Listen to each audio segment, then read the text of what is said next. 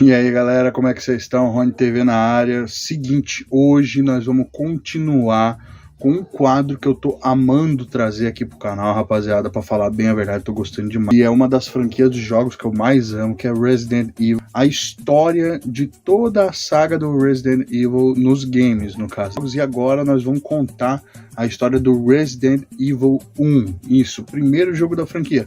Teve outros jogos, é claro, né? E eu já contei a história desses outros jogos. E se você quiser ver a história desses outros jogos, é só clicar no card aqui em cima que ali vai mandar vocês pro vídeo completo. E a propósito, se você por acaso não me conhece, já se inscreve aqui no canal e deixa o like nesse vídeo se você gosta da franquia Resident Evil.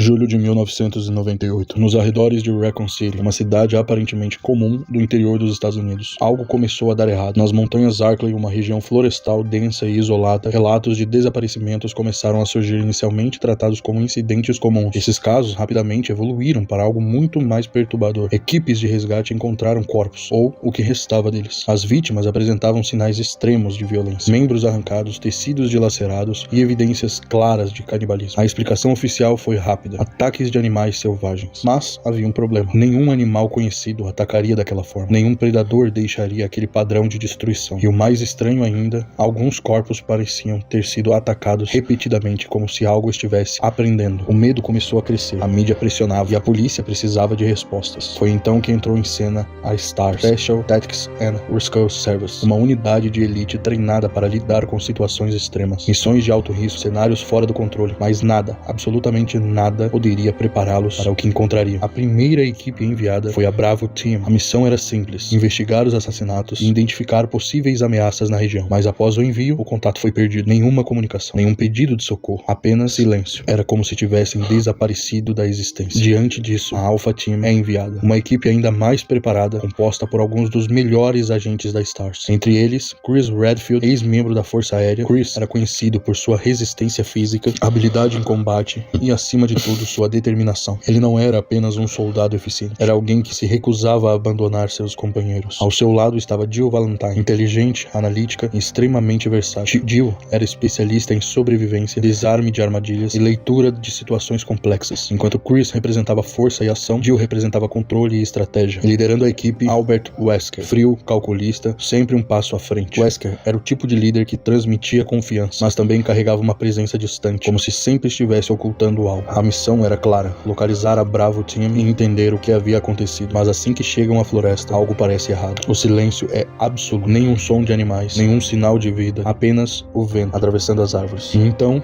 o ataque acontece. Criaturas surgem da escuridão, movimentos rápidos, agressivos, completamente fora de controle. Não eram lobos, não eram cães comuns, seus corpos estavam deformados, suas atitudes antinaturais. Em poucos segundos, a equipe entra em desespero. Disparos, gritos, confusão. Sem escolha, os sobreviventes correm e encontram abrigo em uma mansão isolada no meio da floresta. Do lado de fora parece apenas uma construção antiga, mas ao atravessarem a porta tudo muda. O interior é silencioso, corredores longos, iluminação fraca, portas fechadas, cada passo ecoa. E junto com esse eco vem a sensação de que algo está errado, muito errado. Não demora para que o primeiro encontro aconteça. Em um corredor, um corpo imóvel até que se move, lentamente, de forma impossível. Ele se levanta e quando vira o rosto, não há mais dúvida. Aquilo não é humano. É o primeiro contato com algo que redefine completamente a realidade. Um zumbi. A partir daquele momento, não existe mais lógica, apenas sobrevivência. Conforme exploram a mansão, encontram documentos espalhados, relatórios científicos, registros de experimentos, arquivos confidenciais e pouco a pouco a verdade começa a emergir. Aquela mansão não era uma casa, era uma fachada. Abaixo dela existia um complexo subterrâneo, um laboratório secreto operado pela Umbrella Corporation, uma empresa farmacêutica conhecida mundialmente, mas que nas sombras conduzia pesquisas proibidas. No centro dessas pesquisas estava o T-Vírus, um agente biológico capaz de reanimar células mortas, alterar organismos vivos, transformar qualquer forma de vida em algo agressivo, instável e perigoso. O objetivo? Criar armas biológicas. Mas como todo experimento que ultrapassa limites, algo deu errado e saiu completamente do controle. A mansão agora é um ecossistema de horror. Zumbis vagavam pelos corredores, cães infectados atacavam sem aviso e criaturas ainda mais perigosas surgiam das profundezas do laboratório. Entre elas, Hunters. Diferente dos zumbis, eles eram rápidos, inteligentes e extremamente letais. Eles não apenas atacavam, eles caçavam. pensavam e não cometiam erros. Cada novo ambiente explorado aumentava o nível de perigo e ao mesmo tempo revelava mais da verdade, até que finalmente tudo se conecta. Wesker, o líder da equipe, nunca esteve do lado deles. Ele era um agente da Umbrella. Toda a missão desde o início foi planejada. A STARS não estava ali para investigar, estava ali para servir como teste, cobaias humanas em um experimento real. E então a última peça entra em cena. Tyrant, uma arma biológica avançada, forte, resistente, quase imparável das pesquisas da Umbrella. Mas assim como tudo naquele lugar, o controle falha e o monstro se volta contra seu criador. O caos atinge um ponto máximo. Cercados, feridos, sem saída, os sobreviventes lutam com tudo que tem. Após uma batalha intensa, conseguem derrotar a criatura. E então tomam a decisão final: destruir tudo. A mansão é detonada, uma explosão que consome o local, levando consigo segredos, experimentos e evidências. Mas não o suficiente, porque o vírus já havia escapado. O incidente da mansão Spencer não foi o fim, foi apenas o começo do colapso de Raccoon City e do nascimento de um dos maiores desastres biológicos da história.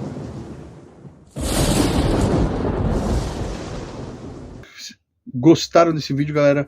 Não vou mentir, dá um pouquinho de trabalho para fazer, mas fica muito bom, porque eu particularmente gosto muito de trazer as histórias dos jogos assim pra galera entender um pouquinho mais da lore da franquia. Se você gostou desse vídeo, cara, não esquece de deixar o like, deixa um comentário aí, cara, qual jogo, boa ideia. Deixe um comentário sobre qual que é o melhor jogo da franquia de Resident Evil. É óbvio que todo mundo sabe que o melhor jogo da franquia é o Resident Evil 4, né? Mas não, claro que vai ter um louco ou outro, né, que vai achar que não, porque não é Resident Evil 4. Então, se você concorda comigo que Resident Evil 4 é o melhor jogo da franquia, já deixa nos comentários, galera. Valeu e até o próximo vídeo.